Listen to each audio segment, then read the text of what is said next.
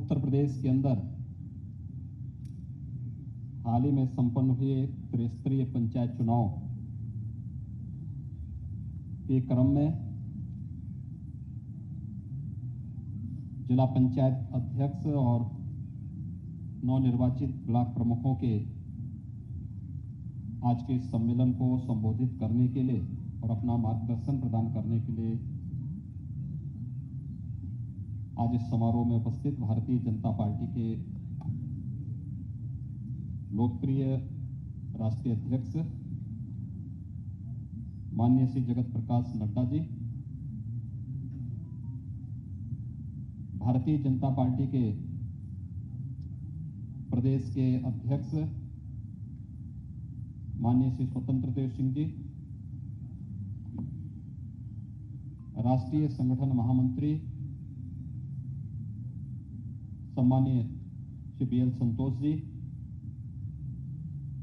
Bharatiya Janata party के राष्ट्रीय उपाध्यक्ष और प्रदेश के प्रभारी पूर्व केंद्रीय मंत्री माननीय श्री राधा मोहन सिंह जी, उत्तर प्रदेश सरकार में मेरे वरिष्ठ सहयोगी उप मुख्यमंत्री द्वय श्री केशव प्रसाद मौर्य जी, डॉक्टर दिनेश शर्मा जी, पंचायती राज विभाग के मंत्री चौधरी भूपेंद्र सिंह जी, राज्यसभा के माननीय सांसद श्री राम भाई मकोड़िया जी, आज के इस कार्यक्रम में उपस्थित जिला पंचायत के सभी नवनिर्वाचित अध्यक्षगण, विकास खंडों से जुड़े हुए सभी हमारे ब्लॉक प्रमुखगण और उपस्थित भाइयों बहनों, मैं सबसे पहले आप सबके निर्वाचन के लिए आप सबको हृदय से बधाई देता हूं, अपनी शुभकामनाएं देता हूं और विकास की धुरी कही जाने वाली त्रिस्तरीय पंचायत के प्रमुख के रूप में आपके सम्मेलन में प्रदेश के सभी 75 जिला पंचायत अध्यक्षों और 825 ब्लॉक प्रमुखों की ओर से भारतीय जनता पार्टी के लोकप्रिय राष्ट्रीय अध्यक्ष माननीय श्री जगत प्रकाश नड्डा जी का हृदय से स्वागत करता हूं, अभिनंदन करता हूं। हम सब जानते हैं कि प्रदेश के अंदर त्रिस्तरीय पंचायत के चुनाव किन परिस्थितियों में हम लोगों ने करवाए थे। ये चुनाव 1 साल पहले ड्यू था, लेकिन कोरोना महामारी के कारण हमें चुनाव स्थगित करना पड़ा था। चुनाव स्थगित होने के बाद लगातार चुनाव हो न हो इसके बीच में एक दुविधा की स्थिति बन रही थी और अंततः प्रदेश सरकार ने पंचायत के चुनाव का निर्णय लिया, लेकिन चुनाव की प्रक्रिया, नामांकन की प्रक्रिया जैसे प्रारंभ हुई तब तक दूसरी लहर ने भी अपनी आहट प्रदेश के अंदर देनी प्रारंभ कर दी थी और एक समय तो ऐसा आया था जब पंचायत चुनाव के मतदान की तिथि नजदीक आ रही थी तो द्वितीय लहर चरम पर पहुंच गई। लोगों को कुछ नहीं, उस समय एक ही आरोप विपक्ष लगा रहा था कि पंचायत चुनाव नहीं कराने चाहिए। उनको विकास से कोई मतलब नहीं, वे संवैधानिक प्रक्रिया को रोकना चाहते थे। हम लोगों ने कहा कि हम कोरोना को भी नियंत्रित करेंगे और पंचायत चुनाव को भी संपन्न करेंगे और अंततः पंचायत के चुनाव प्रदेश के अंदर देश की सबसे बड़ी आबादी के राज्य में सकुशल संपन्न हुए, जिसमें ग्राम पंचायत सदस्य से लेकर के जिला पंचायत अध्यक्ष तक प्रदेश के अंदर अगर हम देखेंगे तो लगभग 8,70,000 से अधिक प्रतिनिधियों का चुनाव संपन्न हुआ है। दुनिया का सबसे बड़ा चुनाव है और ये प्रदेश के अंदर सकुशल संपन्न हुआ है। और इसमें जब समुद्र मंथन होता है तो उससे कुछ अमृत भी निकलता है और उसके फलस्वरूप आपका चयन हुआ है 75 जिला पंचायत अध्यक्षों का, जिसमें 67 भारतीय जनता पार्टी ने जीते हैं। 825 विकास खंडों में ब्लॉक प्रमुखों का चुनाव संपन्न हुआ, जिसमें लगभग 700 भारतीय जनता पार्टी ने चुनाव जीते हैं। चुनाव कैसे संपन्न, बहुत शांतिपूर्ण तरीके से और बहुत सारी जगह निर्विरोध चुनाव हुए। और मैंने तो कुछ जगह ये भी देखा कि विपक्ष चुनाव के दृश्य जब आ रहा था, और इसलिए एक अहम जिम्मेदारी का एहसास कराने के लिए ही भारतीय जनता पार्टी के माननीय राष्ट्रीय अध्यक्ष माननीय नड्डा जी का मार्गदर्शन आज आप सबको प्राप्त होने जा रहा है। नड्डा जी संगठन और सरकार के अनेक महत्वपूर्ण दायित्वों का कुशलतापूर्वक निर्वहन किए हैं और वर्तमान में भारतीय जनता पार्टी के राष्ट्रीय अध्यक्ष का गुरुत्वर निर्वहन कर रहे हैं। और इस दायित्व के निर्वहन के साथ उनके पास जो एक लंबा अनुभव है, हम सब जानते हैं, स्वास्थ्य मंत्री के रूप में हिमाचल प्रदेश के अंदर और देश के अंदर लगभग 10 वर्षों तक उन्होंने अपनी सेवाएं दी। मैं स्वास्थ्य का विषय इसलिए भी छेड़ रहा हूं क्योंकि त्रिस्तरीय पंचायत से जुड़े हुए लोगों का यह विषय होना चाहिए। कोरोना जैसी महामारी को अगर नियंत्रित करना है तो उसमें आपकी भूमिका सर्वविदित है। और स्वास्थ्य मंत्री के रूप में, भारतीय जनता पार्टी के महामंत्री के रूप में, संगठन के विभिन्न दायित्वों के रूप में और आज भारतीय जनता पार्टी के राष्ट्रीय अध्यक्ष के रूप में उनका योग्य मार्गदर्शन भारतीय जनता पार्टी के कोटि कोटि कार्यकर्ताओं को प्राप्त होता है। हम सब जानते हैं कोरोना महामारी दुनिया की सदी की सबसे बड़ी महामारी है और इस सदी की सबसे बड़ी महामारी के दौरान हमने देखा बहुत सारे लोग, बहुत सारे संगठन, राजनीतिक दल बड़ी बड़ी दावेदारी करते हैं, लेकिन इस महामारी के दौरान वे सभी सेल्फ क्वारंटीन में थे, घर के बाहर नहीं निकले। उनके कार्यकर्ता से लेकर के उनके नेता तक, उनके अध्यक्ष तक अपने अपने घरों में कैद हो गए। सबने स्वघोषित रूप से अपने को क्वारंटीन कर लिया था, यानी क्वारंटीन का मतलब उन्होंने ये बाहर प्रचार करा दिया था। उनके घर के दरवाजे बंद हो गए थे, गेट के दरवाजे बंद हो गए थे और उन्होंने बाहर ये मैसेज दे दिया था कि इनको तो कोरोना हो गया है, अब ये बाहर कहीं निकलेंगे नहीं, किसी से मिलेंगे नहीं। और एक स्थिति ऐसी थी, जनता को उनके हाल पर और सरकार के भरोसे छोड़ दिया। हम आभारी हैं प्रधानमंत्री मोदी जी के, जिनके योग्य नेतृत्व में इस देश ने कोरोना की पहली लहर को भी, कोरोना की दूसरी लहर को भी प्रभावी नियंत्रण करने में सफलता प्राप्त की।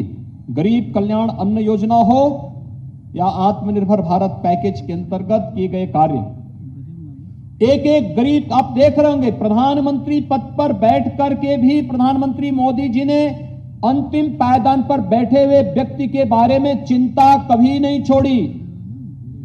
जब देश के अंदर लॉकडाउन प्रारंभ हुआ था, प्रधानमंत्री गरीब कल्याण पैकेज की घोषणा हुई, सबको खाद्यान्न देंगे, सबको अन्न देंगे, जनधन अकाउंट धारी सभी महिलाओं के अकाउंट में अतिरिक्त धनराशि उपलब्ध करवाएंगे, वृद्धावस्था पेंशन धारकों को अतिरिक्त धनराशि उपलब्ध कराई गई, विधवा महिलाओं को अतिरिक्त धनराशि उपलब्ध करवाई गई। और यही नहीं, फ्री में उज्ज्वला योजना के रसोई गैस के सिलेंडर भी प्रधानमंत्री जी ने बांटे।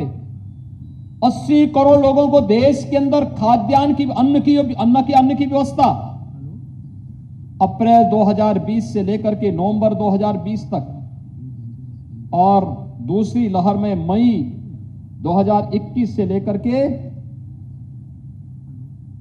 नवंबर 2021 तक की, अभी आपने परसों के कार्यक्रम में आप सभी भागीदार बने होंगे, कितना अच्छा इवेंट बना था। आदरणीय प्रधानमंत्री जी ने जब गांव-गांव में लाभार्थियों से बातचीत प्रारंभ की और कैसे लोगों के मुंह से आशीर्वाद निकल रहे थे।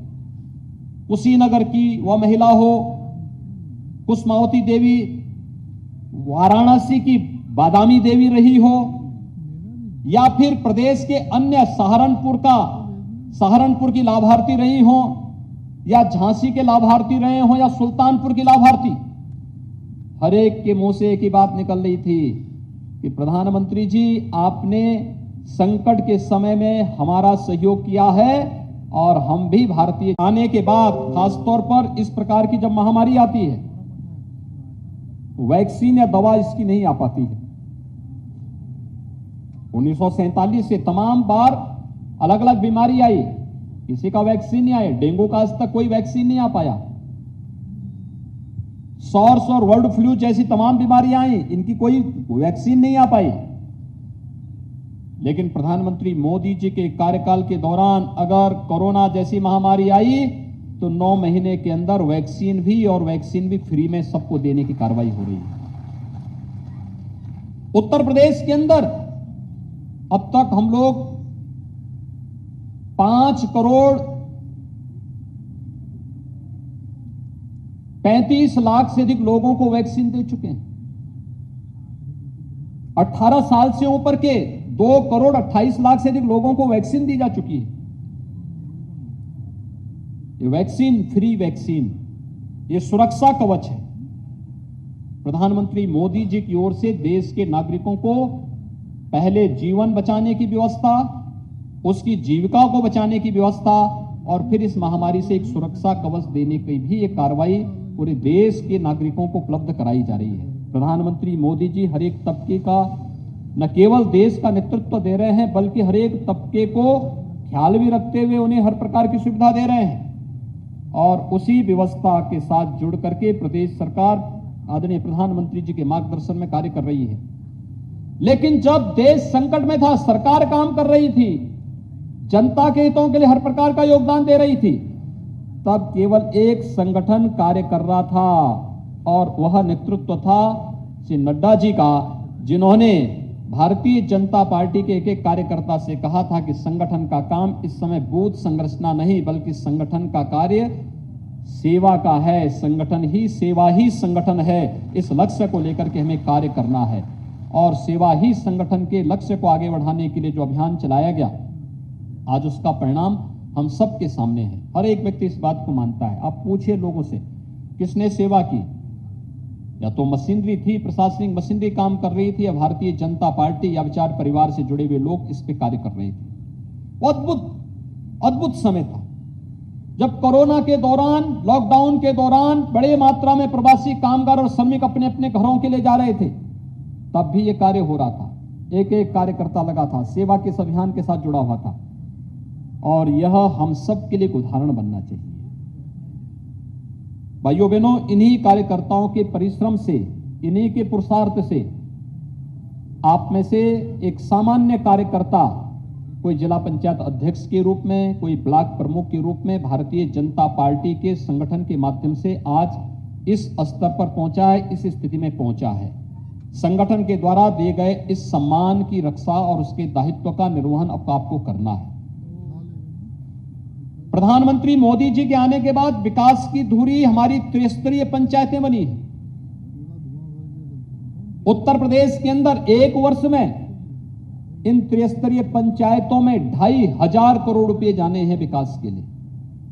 अगर 2,500 करोड़ रुपए ईमानदारी के साथ हम गांव के विकास के लिए, क्षेत्र पंचायत के अंदर विकास के लिए, जिला पंचायत के अंदर कार्य योजना बनाकर के उस प्रकार के कार्यक्रमों के साथ जोड़ने का कार्य कर लेंगे, आप देखेंगे कि आपकी एक नई छवि उभरेगी। पार्टी को भी लाभ होगा और साथ साथ आपकी एक नई छवि उभरेगी विकास की।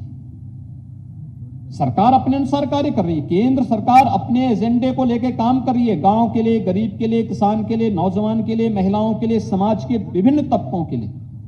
और ऐसे ही राज्य सरकार भी उस अभियान के साथ, जो लोक कल्याण संकल्प पत्र हमारा 2017 का था, विधानसभा चुनाव के पहले, उसके अनुरूप कार्य कर रही है। लेकिन लोक कल्याण संकल्प पत्र के अनुसार राज्य सरकार अपना कार्य पूरी प्रतिबद्धता के साथ निभाते हुए आप सबसे भी अपील करना चाहेगी कि जो दायित्व आपको प्राप्त हुआ है, ये केवल सम्मान नहीं है, बल्कि आगे की प्रोग्रेस इस पर निर्भर करेगी कितना ईमानदारी पूर्वक आप अपने इस दायित्व का निर्वहन कर पा रहे हैं। और उस ईमानदारी के साथ निर्वहन करने की प्रक्रिया, जब विकास के लिए पैसे की कमी नहीं, एक एक व्यक्ति को जोड़िए, क्षेत्र पंचायत समिति के प्रत्येक सदस्य को पार्टी के साथ जोड़ दीजिए, ग्राम प्रधानों के साथ संवाद बनाकर के उनको पार्टी के साथ जोड़ दीजिए, क्षेत्र पंचायत और जिला पंचायत और ग्राम पंचायत के बीच में एक बेहतर समन्वय हो। किन कार्यों को ग्राम पंचायत को करना है, किसको क्षेत्र पंचायत को करना है, किसको जिला पंचायत को करना है।